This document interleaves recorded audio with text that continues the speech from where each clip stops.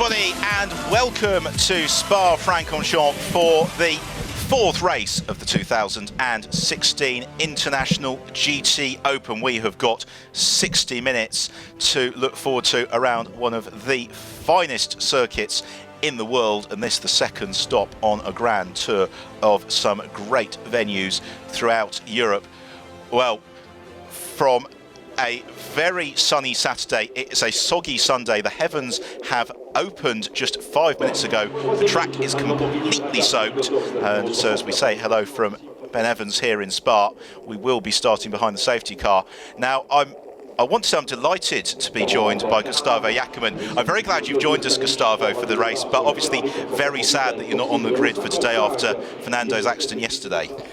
Hey Ben, and good afternoon to everyone in Europe. Good morning to anyone in America that's awake for this. And well, yeah, you know, I find myself here in the TV booth alongside you instead of out there getting wet, which honestly I'd rather be getting wet out there. Yes. But hey, you know, it was a tough day yesterday. I mean, for sure, it was our race to win. We had a very strong pace. We had a very strong car, as our teammates showed. And, you know, it's a shame. It's an accident you really don't wish upon anyone, not even your worst enemy, let alone your teammate. So, you know, we got to learn from all of this. Fernando is bummed, but, you know, he's okay. His foot is a bit hurt, but he'll come stronger for the next race, we hope. And car wasn't able to be fixed for today. Obviously, the damage was just way too extensive. So as of now, we're here on the TV booth. We are, and we have got Comé Ledegar starting in pole position for the Garage 59 McLaren. Then it's yesterday's race winners Roldan Rodriguez and Miguel Ramos who line up in second, and it's Roldan who takes the start. The second row of the grid, we've got Nicky Pastrelli and Ewan Hankey in the Renault and Aston Martin respectively. Then Fabio Bobini in the AB Motor Lamborghini. Then this man, Stefan Lemeray, the Belgian driver, who was going really well in the AF Course Ferrari in yesterday's race, mixing with the pro drivers. Next up, we have got James Abbott in the Radical RXC. It already looks a little bit misted up in the cockpit there. And I mean, what are the challenges, Gustavo, here at Spa with these different conditions? What the drivers need to start changing? Well, first of all, the racing line is going to be completely different. Nobody has run here in the wet this weekend, and every year the track changes a little bit here and there. So for sure, the braking line is going to be a whole lot different. But these GT3 cars have a very big advantage that Formula cars don't have, and it's their ABS, their strong traction control. So they're pretty easy to drive. It's very hard to make a mistake in these wet conditions. So we'll see a very interesting race. I'm very curious to see how that Radical does, as it's a lot lighter than the bigger, heavier GT3s. The rain might help it. So we'll see. I mean, the race for sure is going to be a lot. Very, very exciting. Shall we have a look then at the grid in full with Comé Ledegar and Roldan Rodriguez on the front row. Then Nicky Pastrelli and Ewan Hankey, row 3. We'll have Fabio Bobini and Stefan Lemeray. Then the Radical we were just talking about, that's going to be James Abbott, and he shares the 4th row with Thomas Biaggi in the Lamborghini Huracan. The 5th row, Michael Benham, winner of race 2 in Estoril, alongside Max Brahms, Juan Cruz Alvarez and Sean Balfe on the 6th row. Then Alex Moisev and Luis Silva to complete the field, as the rain absolutely teeming down here at Spa. The drivers going out behind the safety car.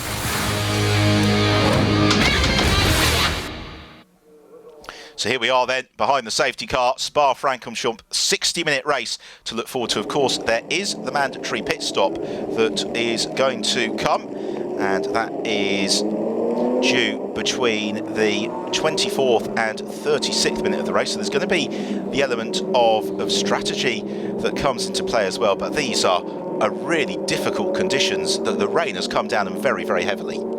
Yeah, I mean, we can see it right now on the camera that you're not going to be able to see anything if you're not in the lead.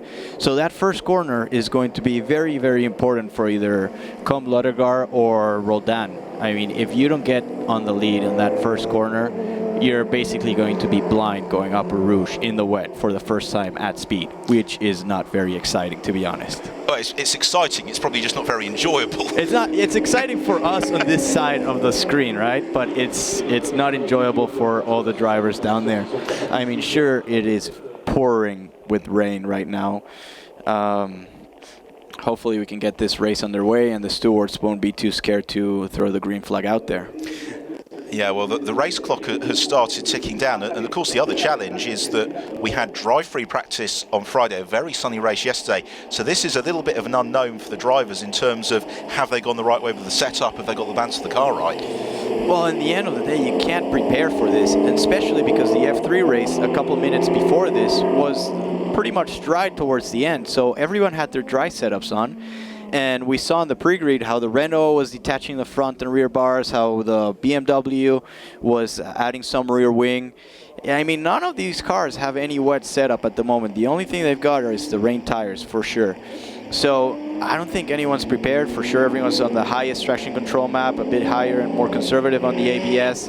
So everyone's going to be learning out there, and it's going to be a small disadvantage, this safety car start, for Combe, for Roldan, you know, for all the pro drivers that are starting this race, because you would want to start this race under green and try and make the biggest gap, the biggest margin you can for your gentleman driver to get in the car afterwards. So it's going to hurt them a bit for sure. And all of these cars as well have got a very different balance. So we've got a McLaren, a BMW, a Renault, Aston Martin, Lamborghini and Ferrari in the first 6. And they're all going to be strong at different points of the circuit as well. And that's going to be something the driver's going to have to manage as well. Yeah, every car is different. This is the beauty about the GT3 championships. Every car has a stronger point. Some cars are better under braking, some cars are better on the slow corners. The BMW, for example, is pretty strong in the high-speed corners, but there's not going to be any high-speed cornering around this place today. Our timing screen has just popped up with the message saying a huge amount of water on the second half of the track. It's something I'd imagine that has been communicated back already by the drivers. We've also got a word through that Nicky Pastorelli needs to put his headlights on, which he has now. And this is about as wet as we've seen it here at Spa with the GTOpen for quite some time. If you cast your mind back 4 years ago, in 2012, we had a race that was held in horribly wet conditions, but the difference between then and today is that that race started when it was drivable and it got steadily wetter, so the cars were spread, whereas now the raindrops coming down, it almost looks like snowflakes, so steadily is it raining, and I'm struggling to see that we're going to be going green very quickly here in Spa, mainly because, as you were saying, for the race leader, it's fine, they can pick their way. For those behind, we're seeing all this spray being kicked up in the tunnel of trees, and it's going to make visibility nigh on impossible. Yeah, I mean, you can see right now how bad the spray is, and they're not even going half the speed that they could be doing.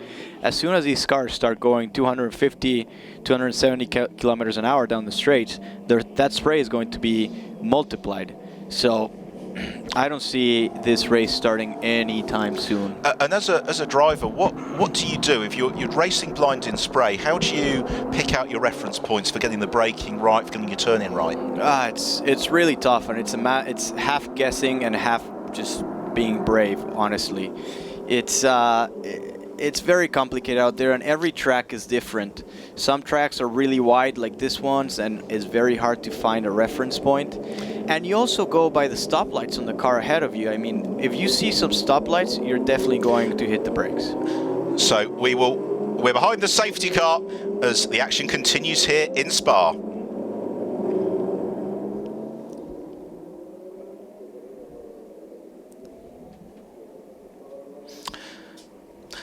So we're behind the safety car here at Spa-Francorchamps. The race clock is ticking down all the while, and because of the pace of the safety car even, it's difficult even, isn't it, for Ledogar and others to actually find where the grip is on the wet lines, because they're not doing it at racing speed, and so they can get a sense maybe of there's a bit of grip here on this corner, on the other, but they're not going to know until they go green actually where to attack. No, I think you're able to find the grip. It doesn't matter how fast or slow you're going, because the cornering speed in these cars is not like an open wheel. or a prototype, the cornering speed is pretty low, so you can still find the grip. What is going to be tricky is to find your braking point. That's what's going to be really tricky. Heading into this corner, heading into turn 1, heading into the bus stop, it's going to be very, very hard to find the proper braking point. That's the biggest challenge. And they're not going to be able to assess it at this moderate speed. Interesting, though, that Stefan Lemeret, for example, is backing off, just seeing how long the spray is lingering for. But the good news is it looks to be a little bit clearer over towards Les Combes. It's like a power shower at the start and finish straight at the moment, but the skies are a little bit less dark just behind us. So with any luck, give it 5 minutes, I think we will at least have stopped adding water to the track, and then another lap or so to help clear it, and then hopefully we'll be going green. But what this now starts to impact is the strategic dimension of the race, because the teams that have got their pro drivers in the car, we're only 11 minutes away already from the pit window opening, and particularly for Ter Martin Motorsport and Garage 59, front row of the grid, that could be very difficult for them.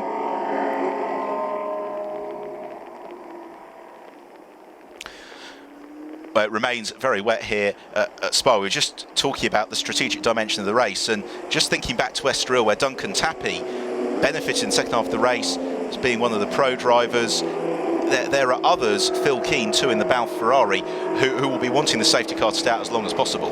Yeah, for sure. We're seeing some people in the back, like Sean Baffle, Thomas Biaggi. You said yourself, Phil Keane. I mean, they're all pretty happy that the safety car is out there, and their not so fast driver is not losing so much time, and they're going to be able to get in that car with a very close gap to the leaders. But on the other hand, Roldan and Lodegaard are not so comfortable right now. They want this race to go green as soon as possible to open up a margin and try and give a gap to Alexander West and Miguel Ramos, who will have a little bit of a harder time in the rain. Well, delighted to say that one of the drivers from that race in 2012, Nick Tandy, the Le Mans 24-hour winner, has just got in touch to say hi to everybody from the GTOpen, and great that Nick is joining us. Not so great, Nick, that you've reminded us that it's very sunny for you at home at the moment. But yeah, it was great the year that we had Nick Tandy and Marco Holzer in the Manthey Porsche. And well, anytime you want to come back to the GTOpen, Nick, you're very, very welcome. As the cars pick their way through the bus stop chicane. This is to complete the second lap of the race, such as it is. And the other real challenge here as well is, because it's such a long lap, we're losing about 5 minutes per lap behind the safety car, which means every lap the safety car's out, that clock just gets eaten away. Yeah, and there's only 15 minutes left of the pit window time. So in about, if we stay under the safety car, it's going to be 2-3 more laps before the pit window opens, and this will be ideal for some of the guys at the back. I mean, Duncan Tappy must be exhilarated that he's going to get the car in a pretty good position to have a real shot at winning this thing. Yeah, the pit window is going to open in 40 minutes time, but we should say that they cannot do the driver change whilst the safety car is on track. But given that the conditions are a little bit better than they were a few moments ago, we'll hopefully be going green between now and then. But you're right, for Michael Benham in the bright orange Garage 59 McLaren, he'll have Duncan Tappy and his team manager Tim Mullen on the radio saying, just keep it on the island, keep it steady, and then yeah, Duncan will be ready to go. I suspect that the same goes for Phil Keane when he takes over from Sean Balfe. Who else could we look to? I think Fabrizio Cristani could be a factor. He's been going very well in the Lamborghini Huracan. Yeah, that Lamborghini has been very, very quick. It was super quick in Estoril. It was a shame to see that race finish the way it did with Alexander West out. But you know, it's racing. It's racing, and here they are. They're back on the podium. They were back on the podium yesterday. They'll have a bit of a tougher job to do today, but those McLarens, the Lambos have certainly been super, super quick. We've seen a lot of speed from the Ferraris as well. I mean, the BOP that the GT3 Championship has brought is really good. I mean, with the BMW, everyone knows we we struggle a lot with traction, but it seems to be that the high-speed, long-duration corners help us a bit. And it's how it is, you know. Yesterday we were pretty strong, and if it was dry today, we'd be pretty strong. But by the time we get to Paul Ricard, we're going to be struggling a little bit. Yeah, it's one of the nice things with the different characteristics of the circuit. Everywhere plays to everybody else's advantage. The other car I think that we could really look to see flying is Marco Ciocci in the AF Course Ferrari, because he was right at the front of the field in the early phase of yesterday's race. And again, he will be enjoying the ongoing safety car period here in Spa. So if you have just joined us, the race got underway 12 minutes ago. It started raining incredibly heavily just as the pit lane opened, and it completely doused the circuit. The rain, though, is beginning to stop, and I think we'll probably have this lap and certainly one more, but then we might get the safety car being pulled back in and see if it's safe enough to go racing. The problem isn't so much now the rain coming down, it's more where the standing water is on the circuit, and if it's safe enough to go racing around that. Yeah, that's the biggest problem. The sun could come out, but if there's still a lot of standing water in the middle of the track, in the racing line, that's what really makes it dangerous for the drivers out there. I mean, once these cars start aquaplaning, there's nothing that's going to stop them before they hit a wall. And how do you stay focused in such a long safety car period? Because you're all ready to go racing, you've got prepared on the grid, and now you've been driving around behind the safety car for the best part of 15 minutes, and do you have to force yourself to keep concentrated, or is there still so much going on you need to stay on top of? It's quite annoying, to be honest. All this long periods of time behind a safety car before starting the race is quite hard on the concentration, because you're ready to go. As soon as you get in the car, you're just prepared to go green 5-10 minutes later. But now that you've been in the car for 10, 15, 20 minutes and you're still not going green, it's hard to keep focused. It's definitely not easy. Okay, well, we're still behind the safety car, almost a quarter of the way through here in Spa-Francorchamps, the fourth race of the International GTOpen season.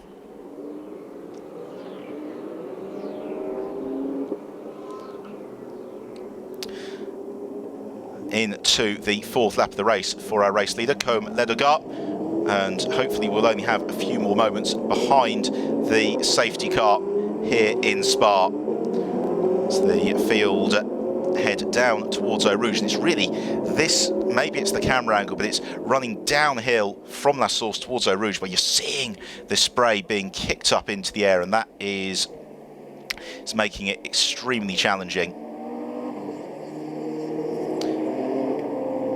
Field climb out of one of the legendary corners, but in any condition, Spa, it always seems to be a favourite of the drivers just because it offers such a challenge. Well, I'm going to be honest with you. Before coming to Spa this year, the only cars I'd been driving in Spa was F3 and the LMP2. And with the F3 and the LMP2, Spa is very easy. Rouge is super easy. Turn 17 before the bus stop is easy flat, and it's not that big of a challenge. And yeah, the corners are alright, but honestly, it wasn't my favorite track, to be honest.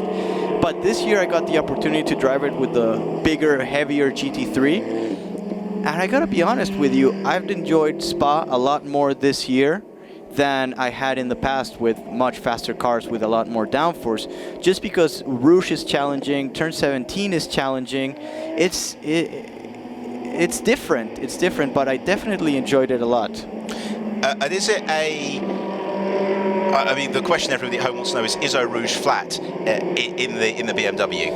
Well, it was my goal to do it in qualifying this morning. But unfortunately, that wasn't to be the case.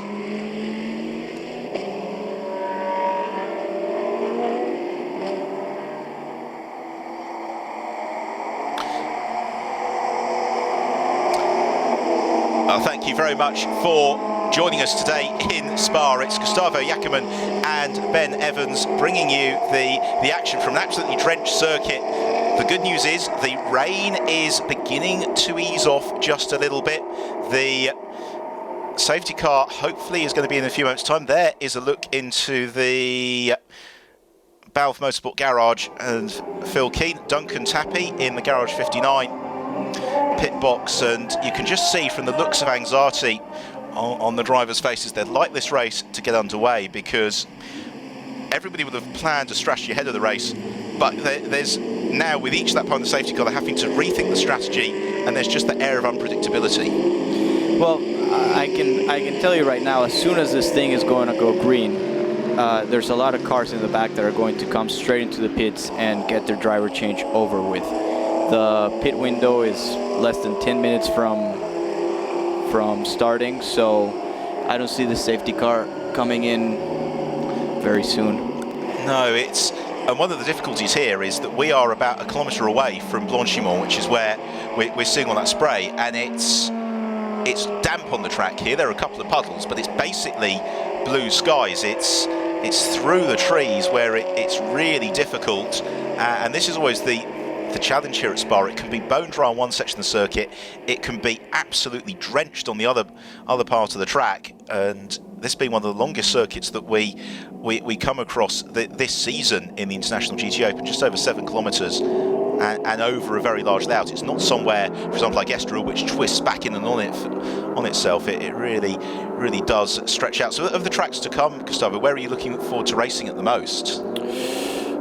I was really looking forward to racing here, honestly, especially with how good of a pace we had in practice and qualifying.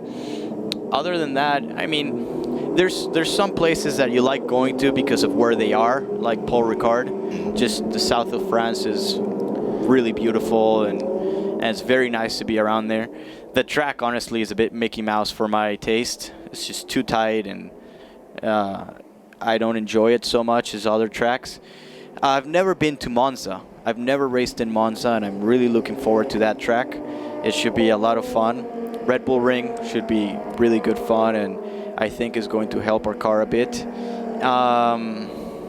Honestly, just the tracks that this championship goes are all very, very good, very remarkable tracks. So they're all super fun, super safe, and just every race is exciting for me.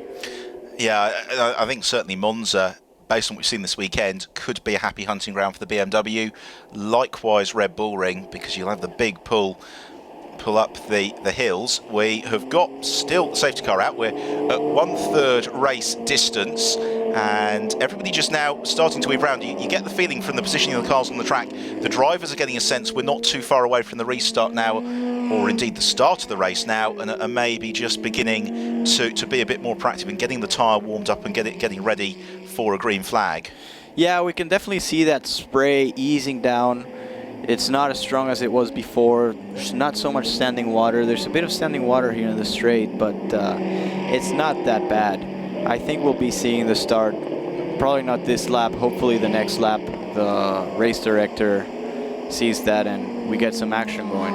I mean, the real challenge is the standing water, and it's aquaplaning, which is just the most thoroughly unpleasant sensation that you can have when all 4 wheels lose contact with the surface of the track, and essentially at that point you become a passenger. But the good news is the safety car is going to be in at the end of this lap, and suspect you're going to be proved right, because it's going to be just 3 minutes away from the pit window opening, so we're going to see quite a few cars doing 1 lap into the pits. Straight to the pits.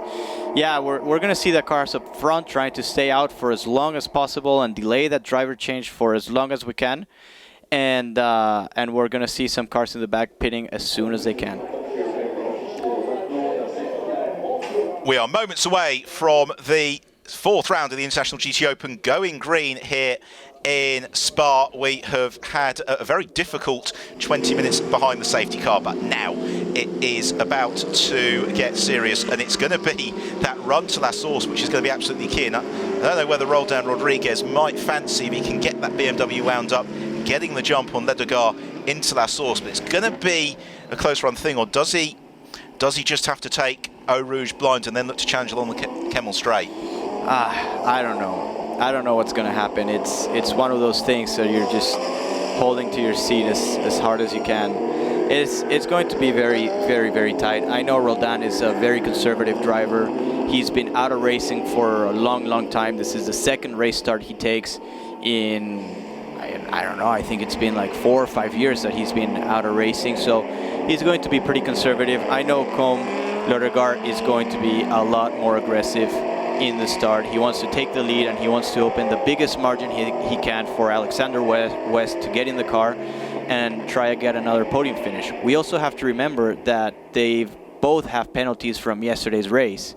As we can see now, Lødegård has just taken off and left Roldan in his rear view mirrors. He certainly has, as pulling the pin very early, Lødegård. He is taking absolutely no chances as we go green here in Spa, and Lødegård pounding through the spray. Rodriguez, yesterday's winner, just behind him. Already though, Ewan Hankey in the TF Sport Aston Martin. Those are the headlights to the left-hand side of your picture, looking to the inside of the Renault RS01 and Nicky Pastorelli into that source. That's going to be tight, but Hankey draws alongside the Renault, coming down towards Eau Rouge, and these are some of the pro drivers. They need to get as much ground built up and pit as late as possible in the pit window before handing over, whereas there's going to be others we would anticipate who will be in at the end of this lap. Well, the first half of the field is cleanly through Eau Rouge. Hopefully the second half will be as well. Fabio Babini, there he is in the Evi Motors Lamborghini, but so much spray coming down the Kemmel Straight, and Lødegård is going to be enjoying this enormously. He's the only one with a clear view. Yeah, he's the only one that could see where the track is going. He's the only one that could see what his braking points are. Everyone else out there is just guessing to see what's going on. And there's a lot of excitement here for second and third place with the BMW and the Aston Martin. It's going to be definitely a very good first few laps. Ewan Hankey's fired up, isn't he? He's found a way past Nicky Pastorelli. He looks to the inside of Roldan Rodriguez. Rodriguez goes to the outside line at the Bruxelles hairpin, the adverse camber and the downhill plunge, before they then flick into a series of three left-handers. Pastorelli looks to fight back on Hankey, but Ewan Hankey, well, he's from the UK, he's used to driving in the wet weather, shall we say, as they then head towards Pouhon. Hankey looks to the inside of Rodriguez as well, but for Roldan Rodriguez, although it's early stage in the season, he wants to bring the car home safely, he wants to make sure we pick up the championship points. And already there is Sean Balfe looking to see Michael Benham. He's somewhere in the murk, but I think Sean, one of the cars we'll expect to see coming in at the end of this lap. Yeah, as soon as this pit window open, which is going to be in a few seconds, a lot of these cars in the back will be coming straight into the pits. But for sure, Comp is going to stay out there in the front, trying to open as big a gap as he can. Yeah, the pit window is going to be shutting when there are 24 minutes left in the race. So it's open long enough for Cohn probably to get in 5 laps here, which is going to make it interesting. What's certainly clear is that the two Garage 59 McLarens are going to be very nicely poised later on in the race, with Alexander West taking over from Lødegård, Duncan Tappy from Michael Benham, as Hankey looks to line up the move on Roldan Rodriguez on the brakes into the bus stop chicane, and Hankey pulls the pin, launches to the inside, but Rodriguez is doing exactly what he needs to. He's sticking to the racing line. He's making Ewan Hankey do all the hard work as the pit window is open, and as a result, the Aston Martin can't find a way past the BMW. Yeah, and like I was saying before, the ABS on this car is really making everyone's life a lot easier. You just step on that pedal and let the ABS do all the job for you. You're not going to be locking any tires or missing any corners. So it's pretty easy for Roldan right now to just maintain the gap. It's going to be a lot harder for the car in the back to see where the hell he's going with all that spray. Yeah, Ewan Hankey's getting around that by just basically seeing, if I can get within 2 inches of Roldan Rodriguez rear view, rear wing, then I can see that as he comes onto Kemmel Straight. This is where the BMW we saw yesterday has got a fair amount of punch in a straight line. Into the pit lane, not unsurprisingly, is Alex Moisev. That is to hand over to Marco Ciocci, one of the pro drivers who's right at the front of the field, and also Duncan Tappy taking over as well from Michael Benham, as through has gone Ewan Hankey at Les Combes. Hankey goes second in the TF Sport Aston Martin, and Dan Rodriguez slips to third. He's immediately got Nicky Pastorelli snapping at his heels as well. Now Hankey sets off in pursuit of Lødegård, but both Lødegård and Hankey have got slightly slower drivers to hand over to. For Ewan Hankey, it's Sally Yuluk. Come Lødegård, it is Alexander West. Whereas for Roldan Rodriguez, it's last year's champion Miguel Ramos, who is very experienced at this level. He knows exactly what he needs to do. So he'll be looking to push for a podium, as will Josh Webster when he takes over from Nicky Pastorelli. But Pastorelli pushing hard in the Renault. Yeah, and Miguel is a driver that has a lot of experience. He was racing last weekend in Imola with the Renault Sport car, and he just is a guy that makes no mistakes. Oh, and here we can see a spin. That's Michael Benham in the Garage 59 McLaren. This was before Duncan got in, right? Yeah, not a... Well, it's so difficult, isn't it, finding your braking point, as... Yeah, even in these wet conditions, the ABS means the braking distance is so short that Pastorelli really struggling to find a way past the BMW. Yeah, and we can really see the BMW struggling. I mean, right now, Roldan is looking for traction. He's looking for grip everywhere around the track, and it's going to be very, very hard to find it with this car.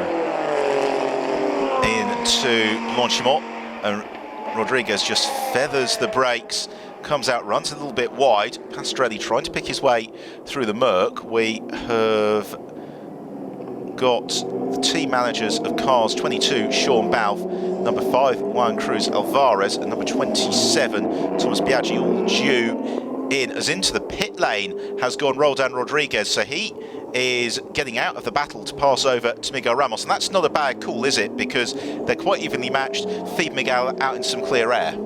Yeah, Miguel is a driver that has a lot of experience. He doesn't make many mistakes and is pretty confident around this place. I was surprised to see how strong his pace was in practice right away. He was right on pace, pretty quick, and getting the job done. Getting a new set of wet Michelins as well, about to be bolted onto the Teo Martin Motorsport BMW. As Ledegar, he's only 3.6 seconds clear of Ewan Hankey, but last time, Hankey in second place at TF Sport Aston Martin was half a second quicker than Ledegar, so he is flying. Meanwhile, Phil Keane gets strapped in to the Balfe Motorsport Ferrari, and well, they were half hoping for it to rain today. I think they felt that was probably their best chance, as Fabrizio Crostani takes over from Thomas Biaggi. So this is always the stage of the race where everything is a little bit in flux. But what's going to be fascinating is to see the pace of Duncan Tappi and Marco Ciocci, and Ciocci in particular through the middle sector, a 76.2 last on this outlap. How's that going to compare to the race leaders? We'll find out. And Com is going to have some competition from Hankey pretty soon as he goes purple in Sector 1. He is really charging with that Aston. It seems to be going really, really well. The car seems to be pretty hooked on. Well, there was certainly some speculation before the weekend that the Aston Martin was in a good position to challenge for the victory, as Duncan Tappi merges through La Source, having just set the fastest third sector of the race on his outlap. So Tappi, he will find out in a few moments what his exam question is in terms of the time to overhaul. This could be fascinating. Meanwhile, Ewan Hankey is almost half a second quicker than Ledegar just through the first two sectors on this lap. Yeah, he's coming quick. He's going to be catching Ledegar pretty fast now. And that is not good news for Alexander West, who is going to get in the car afterwards.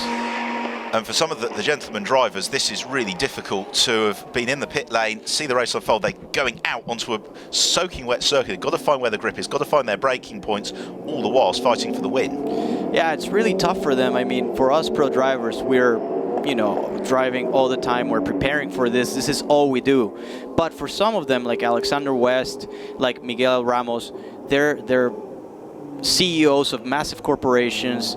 They're really, really busy all the time.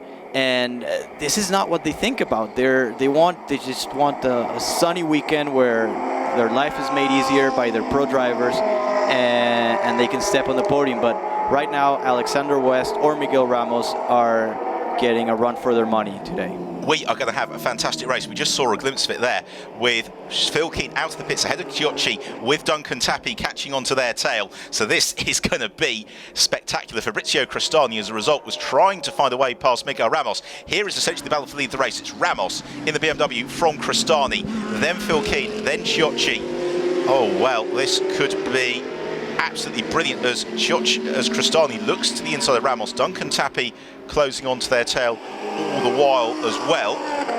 And this is pretty good that Ramos is ahead of Cristiani, because he has served a 15-second penalty for winning yesterday's race. Yeah, we should explain that the way that success is balanced through the season is success seconds in the pits. And so if you win the preceding race, you get 15 seconds added to your length of the pit stop.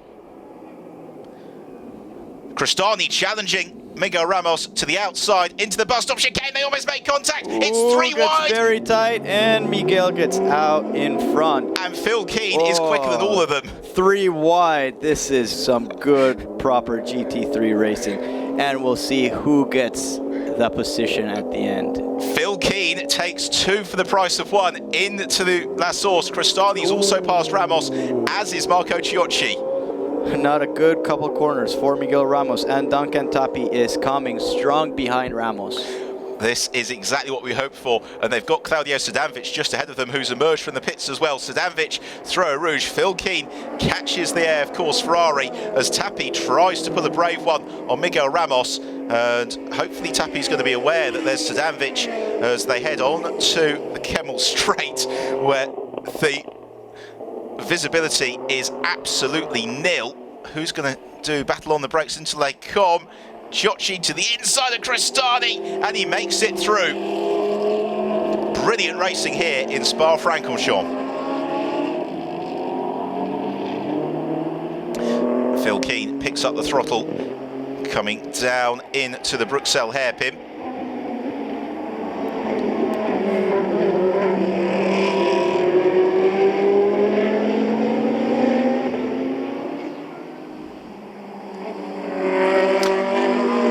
Marco Chiocci is the driver here who seems to have the pace. He's about to start hustling Phil Keane, but Phil is going to be a difficult man to get past, or he would be, but he makes a slight mistake into Pouon, and Chiocci can't take advantage, but Tapi is coming to their tail. Now here's another look at how it all started.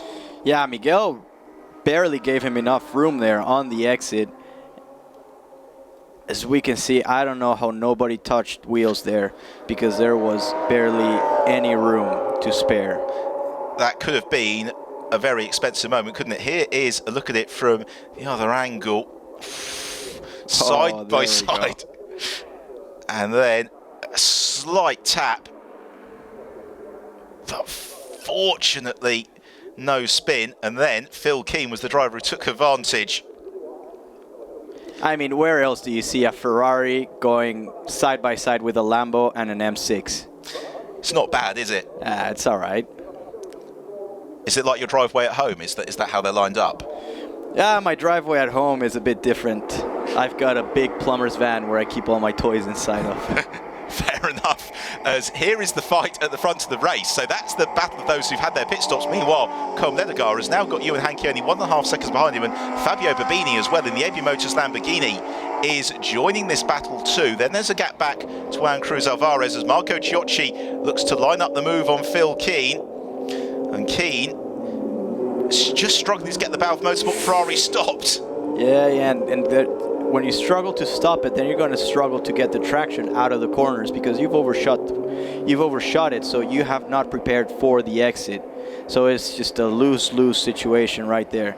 But we see those Ferraris pretty strong, but behind comes Tapi with very fast pace. Well, the championship leader, Phil Keane. Now there is Josh Webster. So Webster has emerged from the pits with in the Renault R1 with a good advantage over all of this group, and so they need to close up on to the Renault. We also saw a glimpse of Colin Noble in the Radical. He's emerged from the pits again ahead of all of this group. So of those that have pitted, I make it Colin Noble, the leader on the road, then Josh Webster, then Marco Chiocci, Phil Keane, Fabrizio Cristani and Duncan Tapi. And for Duncan Tapi to win this race, that's a lot of cars to overtake. And what we don't know, but we'll find out. Here they come. We got to see how they leave the pits. I think Com's still going to be in the front, or in this case Alexander West, and this whole group is going to have to get past Alexander West if they want to win this race. And also, where does Sally Yuluk feed back into all of it too? Because Yuluk has got no success seconds to contend with, as Manuele Busnelli will take over from Fabio Babini. Babini out, Busnelli into the Lamborghini Huracan. Also, Anna Rath will take over from Juan Cruz Alvarez, so the DriveX Audi going reasonably deep into the stint as well. But Chiocci in clear air has just set the fastest first sector of anybody, and he's pulling clear of Phil Keane, as now Duncan Tapi is on to terms with Fabrizio Cristani. and with only 24 minutes left in the race, there's not enough time, is there, for them to work together, try and close the gaps down. They've got to really fight this out on track, get into some clear air and chase the cars in front. Through Blanchimont in the Merc, Phil Keane. And the GTOpen battle, by the way, that's Philippe Barrieroth, who is currently leading that, having taken over from Max Brahms in the Renault. Is Tuffy going to go for the move? He launches the inside of Cristani on the brakes into the bus stop chicane. Second time he's on the outside and getting tapped, but this time he won't make the same mistake twice. He won't, and Cristani also knows to position the car to block out Tappy. It was the right move, he just couldn't quite execute it. Meanwhile, Tappy has another look into La Source. Cristani, a tough car to overtake. He takes the swooping line, but Tappy's got excellent traction in the McLaren. Yeah, those McLaren have really, really good traction. We saw it at Estoril, how strong they were, and most of it was coming out of the corners.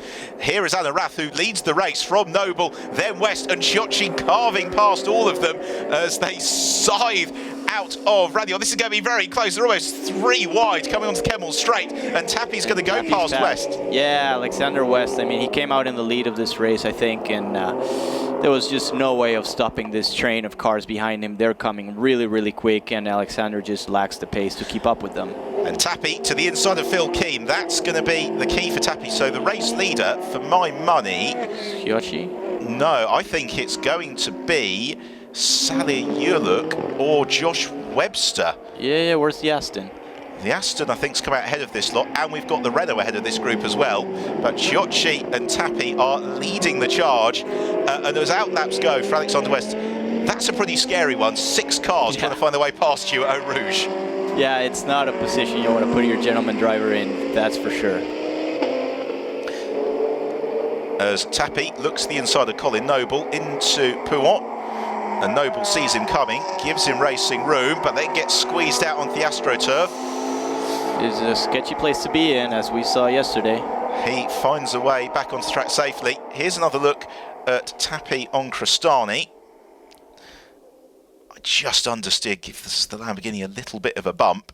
Yeah, that was definitely not on purpose. It's just the track is really, really wet, and it's impossible to keep those cars from hitting each other right there. And Tappy is coming onto terms now with Marco Chiocci. We're going to find out at the end of this, the 11th lap of the race, what the order is and the gaps to chase down. But I don't think you should be going anywhere for the next 20 minutes because this is multi-mark GT racing at its very, very best. As Fabrizio Cristani looks to try and line up the move on Phil Keane, heading through Blanchimont. We're waiting for either Sally Yurluk, Emanuele Busnelli or Joshua Webster to come past us as the leader of the race, and it is Sally Yurluk in the TF Sport Aston Martin who leads by 2.9 seconds from Josh Webster. In 3rd place it is Emanuele Busnelli in the Ebby Motors Lamborghini, and then in 4th place it's Chiocci leading the cavalry charge with Tappy just behind him, and they are only 15 seconds back from the lead. Yeah, and Tappy went from P10 to P5 in just 1 lap right there. Showing off, isn't it, really, for Duncan Tappy? But he is now behind Chiocci, and they've got previous from yesterday. They ran into each other at La Source, and Marco apologised on social media last night for causing the puncture for Duncan Tappy. But at this point, tactically, do they work together, carve their way up to the front of the field and then fight out for the win, or will Tappy try and get past if he can? No, this is not oval racing. This, as soon as you catch someone in front of you, you want to get by, especially because you can't see where you're going when you're very close to someone. So Tappy is going to want to get past as soon as he can. And Chiocci runs a little bit wide at Les Combes. They're now up into 3rd place. They've just found their way past Emanuele Busnelli in the Ebby Motors Lamborghini. Decided enough of this. I'm not joining in this battle. But we shouldn't discount Josh Webster, Porsche Carrera Cup racer in the Renault RS01. He finished 2nd yesterday alongside Nicky Pastorelli. And Sally Yurluk, another driver with success in the TF Sport Aston Martin. But in terms of pace, however, just through the first sector, Chiocci was 3 seconds quicker than Sally Yurluk. So we would anticipate that, as here's the challenge for lead, and Webster looks one side, of Yuluk, who covers the inside line into Vanya, and Webster goes around the outside, takes the lead of the race. Great move from Josh Webster. He is now in command of this one. Yuluk slips into second in the TF Sport Aston Martin.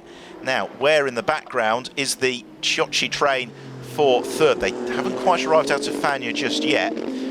Webster seems to have a pretty good pace. Yuluk is struggling a little bit, being 15 seconds slower on his outlap.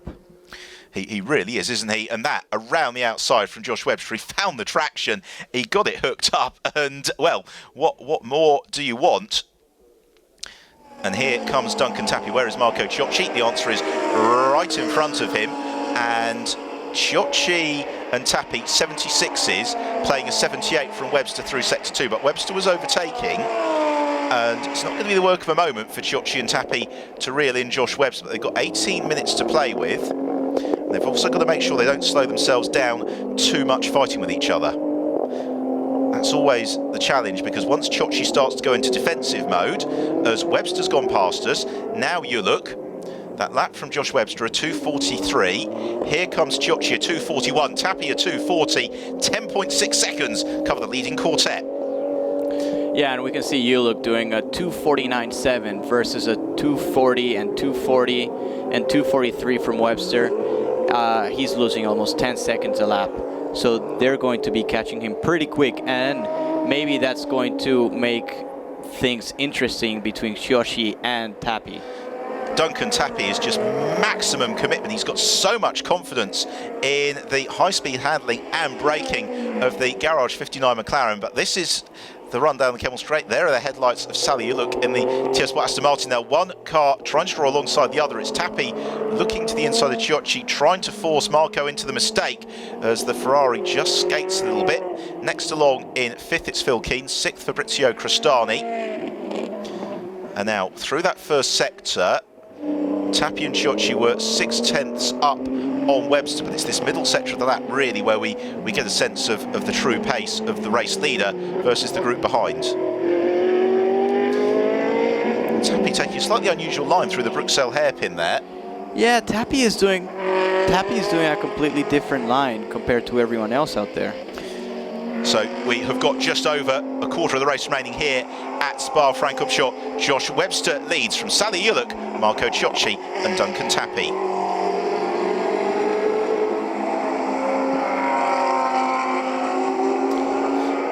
As Fabrizio Crostani challenges the inside of Phil Keane as they come out of Pouot, looks to the inside of Keane, and I just think that Bal Ferrari struggling for traction, the car moving too much under braking. Yeah, they don't seem to be as hooked on as those two cars in the front are. They seem to be struggling a bit more. Who knows, maybe they were able to get a proper range setup on, or it's just driving.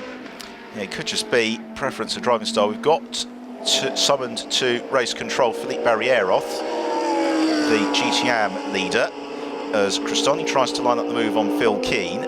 Through that middle sector, Josh Webster was 7/10 quicker than Chiocci and Tappy.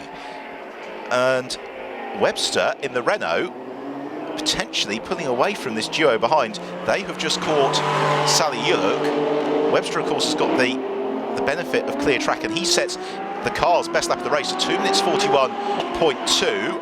Chiocci a 2 minutes 41.0. Tappy a 2 minutes 41.1. And they're not going to catch him quickly enough at that rate. No, not at that rate. There's only 15 minutes to go in this race. They will definitely catch Sally Yuluk, and that's going to be very interesting to make the battle for second and third between Duncan Tappy and Chiocci. I get the sense that if Tappy could find a way past Chiocci, he might be able to reel in the Renault as Phil Keane continues to see off the pressure from Fabrizio Crostani, the pair of them climbing out of Radion now onto the Kemmel Straight. I suspect when we see the next shot that we will see Sally Yuluk about to be demoted. Indeed, that's exactly what happens as Chiocci gets very close to the Aston Martin.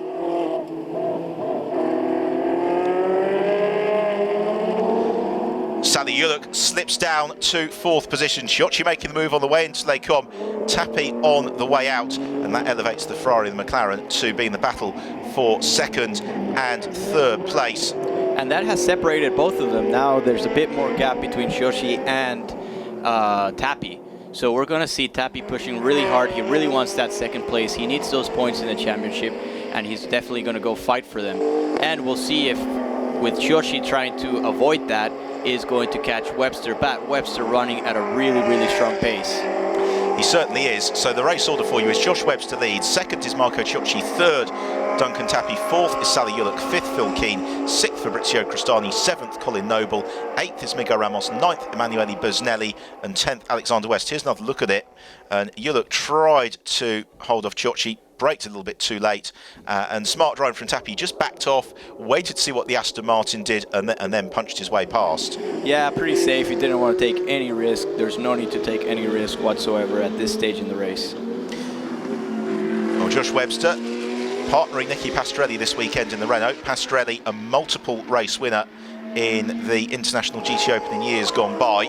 Never actually has had some of the best of luck here at Spa-Francorchamps, but that could change in the next 13 minutes as Keen and Cristani close up onto the tail of Sally Yulick.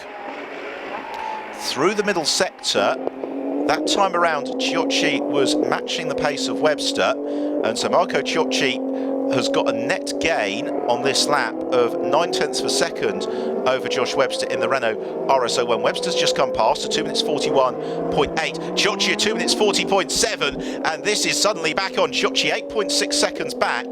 He might run out of laps here, but the rate of capture is elevated, and now this for Webster is the challenge of he's essentially racing a car he can't see. He's trying to run to a good consistent pace, not get caught out, but the Ferrari, now he's cleared the Aston Martin, is streaking away. Still Cristani and Keen continue their fight for 5th and 6th position. Climb out of Eau Rouge, and they should be on terms with Sally Yulick at some point during this lap.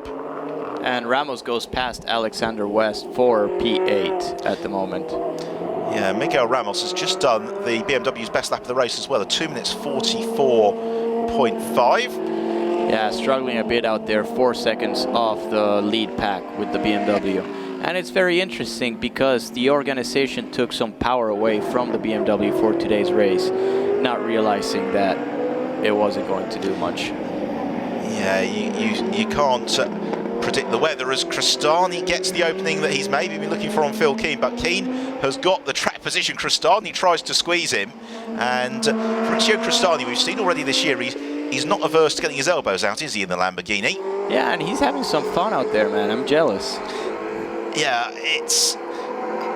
I think I'd rather, if I was in the car, I'd rather it was dry, but it does look like it's great fun, because what we're seeing is these drivers really getting the chance to race wheel to wheel, which is what it's all about. Yeah, it's what it's all about. I mean, going out there in the front by yourself, or just doesn't have to be in the front, just wherever, is not as exciting as if you're fighting wheel to wheel with someone. And Cristani has had some epic battles this weekend. Meanwhile, I can tell you that Marco Ciocci has just set the fastest first sector of anybody in the race so far, a 43.3 in the AF Course Ferrari. And now we see Phil Keen and Fabrizio Cristani catching onto Yulick, and this is going to play for both of them. At what point does Phil Keen look for the move? Probably into the bus stop chicane, but he's got to find his way through the murk at Planchimont first of all. Still lots and lots of spray being thrown up at this section of the circuit. And this is Cristani's opportunity to get by both of them. Now, where does Yulick position the Aston Martin? He leaves a little bit of space to the inside for Phil Keen, but not enough for Keen. And as you say, it gives Cristani the chance to look to the outside.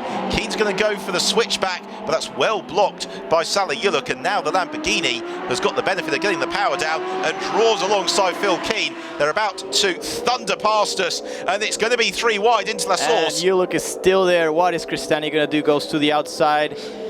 Whoa, this is tight. 3 wide through La Source and no contact. Phil Keen is the beneficiary. Oh, wow. Yeah, and Cristani had a problem there on the exit. He was out on the curb, and when it's this wet, there is absolutely no traction out there. but what a good piece of driving by both of them, not touching with anyone and not creating any drama whatsoever. That should be a driving standards video. Look, you can do it without making contact. As Tappi and Chiocci 1.1 seconds quicker than Josh Webb's last time. He's 7.5 seconds back. I fear he's going to run out of laps as Crestani shows himself to the inside of Phil Keane, but Keane is too experienced, too wise to fall for that trick. And the pair of them, I don't think they're going to climb any further than 4th and 5th position, as Crestani again looks to the inside as they run down through the Bruxelles hairpin. There's Sean Balfe on the Balfe Motorsport pit wall. Thomas Biaggi huddled inside the Orange One Team Lazarus pit box, and this has been an enduring battle as we begin to move towards the latter stages of the race here in Spa, 4th race of the International GTOpen season. And after the prolonged period behind the safety car at the start of the race, we have been treated to an absolute thriller thereafter.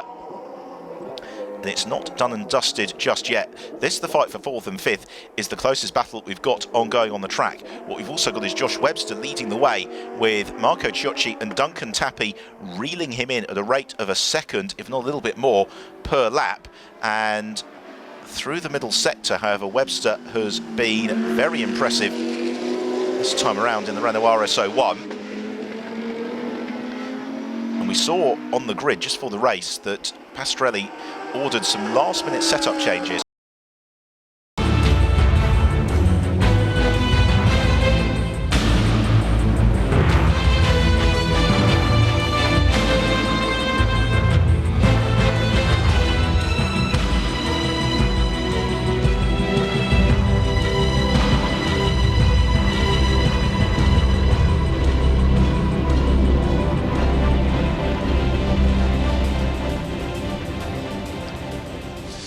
Nicky Pastorelli, Joshua Webster, incredible race, incredible condition, but this is Spa.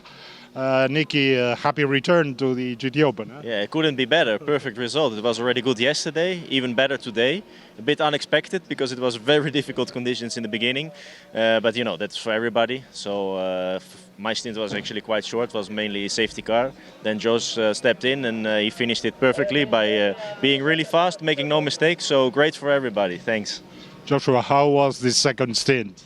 Yeah, it's tricky. First time I've driven Spa in the wet, and second time in their car this weekend. So massive thanks to GP Extreme, V8 and Nicky here for calling me on Friday afternoon to come here. So dream result, dream result. Second was awesome yesterday, but to have won today is the icing on the cake. So ecstatic with the win.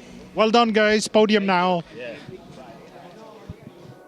Let's have a look then at the final result. Pastorelli and Webster take the win from Benham and Tappi, then Moisev and Chiocci. Sean Balfe and Phil Keane, more championship points, clear of Biaggi and Crestani. Then Ewan Hankey and Sally Yullock, a good showing in the TF Sport Aston Martin. Brahms Barrieros taking the GT class win, and it was Fabio Babini who set the fastest lap earlier on, with that car eventually fading to 11th, clear of Sadanovic and Lemeray. Everybody who started the race made it home. In terms of the championship then, it's now just 8 points from Keane and Balfe to Benham and Tappi, with Pastorelli and Webster now into the mix, as are Crestani and Biaggi, but there is still a lot of racing to go.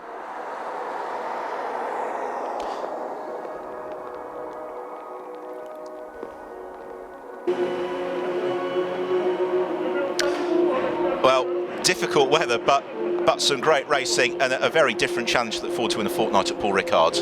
Yeah, I mean, they've definitely switched everything and gave other people some opportunities with the safety car. It was a great race.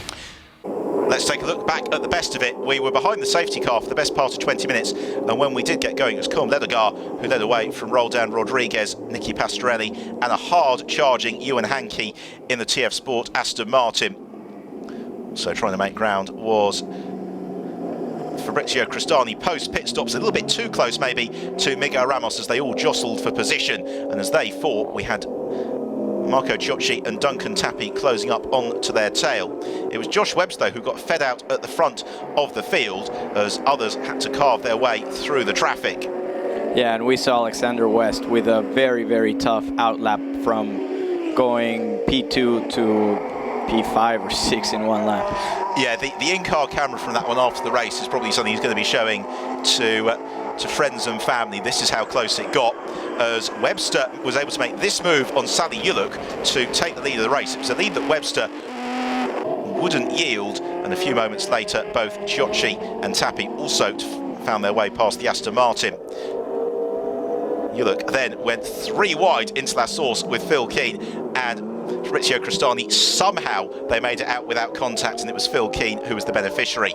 So it was the win for Webster and Pastorelli, their first victory of the 2016 campaign. Second place to Duncan Tappi and Michael Benham, and third to Marco Giocci and Alex Moiseev, with Philippe Barrieros and Max Brahms taking the GTOpen class win.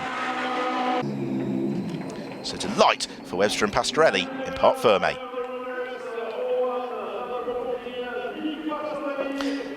And now, after a hot hour's racing, time to celebrate. Yeah, this is the best part, you know, and it's great for the winners. Everyone that's in the podium is pretty happy to be there, especially Duncan Tappi with that safety car really helping them to be in second place today.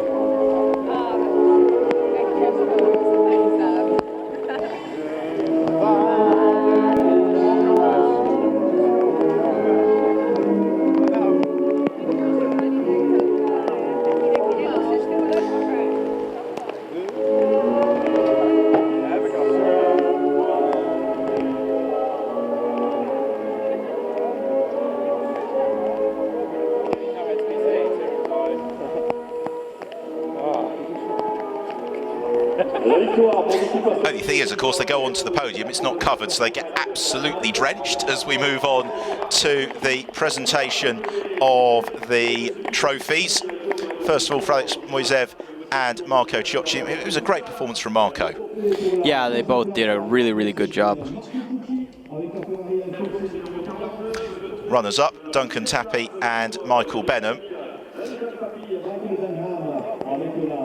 Unsurprisingly, broad grins. And Webster and Pastorelli, it was a late deal to get them on the grid, but it's really paid off for them. And they celebrate on the top step of the rostrum, as do V8 Racing.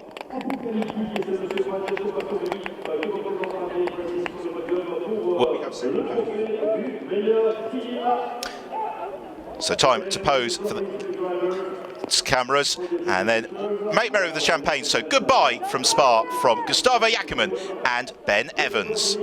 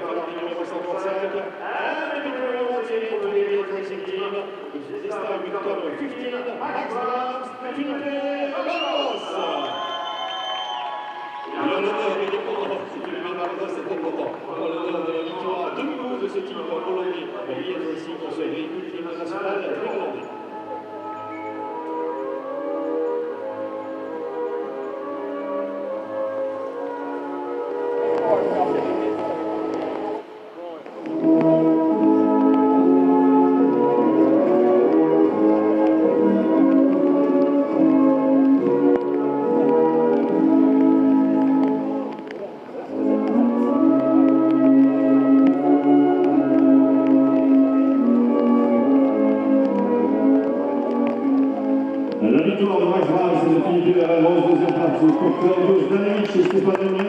La troisième pour Antonio Coimbra et Luis Silva, c'est monsieur Philippe Poussat, une fois de plus, directeur de la compétition chez Michelin, qui va remettre le trophée au troisième. Antonio Coimbra et Luis Silva, on peut la place en 6, Mercedes. Trophée pour la deuxième place pour Claudio Zdanovic et Stéphane Aimé, avec la caravane trophée numéro 55. Et la victoire une fois de plus dans les rangs du Vélo Racing, Max Brans, Felipe Vagaros.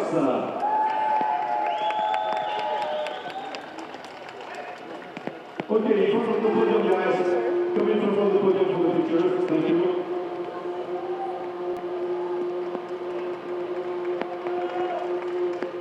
Voilà pour ce podium Anne, ici à l'issue de cette manche, et champagne.